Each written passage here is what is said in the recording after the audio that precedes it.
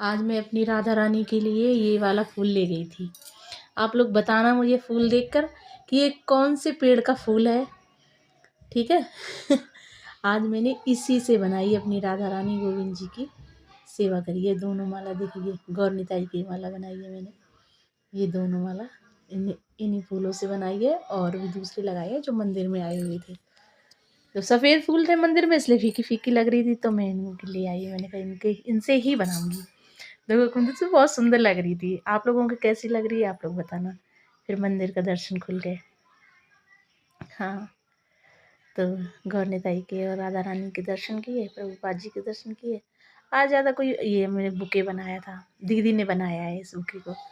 हाँ, ये एक प्रभुपाद जी का, एक राधा रानी का है। देखो इन्हीं फूलों से बनाया। हमने कहा आज इन्हीं फूलों से सेवा करेंगे।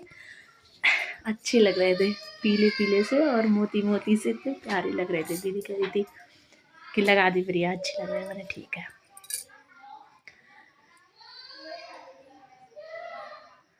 और फिर हम वहाँ से निकल लिए। शाम हो गई थी, बहुत लेट हो गई थी। मैं वहाँ से निकल लिए, आ गई। रास्ते में ठंड सी लग रही थी, अब एकदम मौसम बिल्कुल चेंज हो गया है। फिर घर आई, पीयूष नहा धो के बिल्कुल तैयार हो चुके थे मंदिर जाने के लिए। सुबह भी स्कूल गया था नहा के, फिर शाम को आके फिर नहाया। ये कह रहा था मेरी सेवा है, मैं सेवा करने जा रहा हूँ। मेरे घर में इतनी चीज़ा लेकर पड़ी हुई है, मैंने भी कुछ काम नहीं कर पाया क्योंकि सिम्मी बीमार हो गई है, पड़ी हुई है। देखो सो गई थी, अब जग गई है। मेरी आवाज़ सुनते ही कह रही मम्मी तुम आ गई। मैंने कहा हाँ। अब मेरा लाला बेचारा सोया ही नहीं, आज किसी ने सुलाया ही नहीं लाला को। रावा राधा गोविंद जी को मैं बोल गई थी कि तुम भोग लगा देना, तो हमारे पीयूष ने पूरी डलिया भर के ही लगा दी है फल। कह रहा ऐसे ही खा लेंगे। किचन में जाके देखा, इतनी सारी मटर भीगी हुई भगोने में रखी थी। बताओ कोई खाने वाला भी नहीं था, इतनी सारी हमारी सिम्मी ने मटर भिगो के रखी है।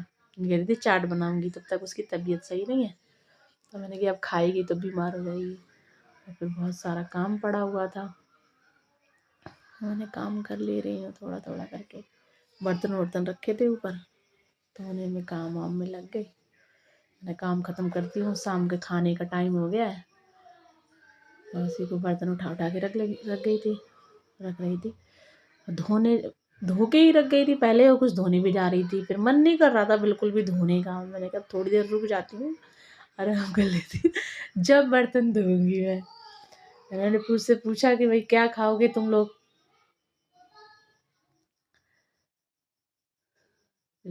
फिर उस कह रहे हैं जो तुम बना लोगी मैं वही खा लूँगा।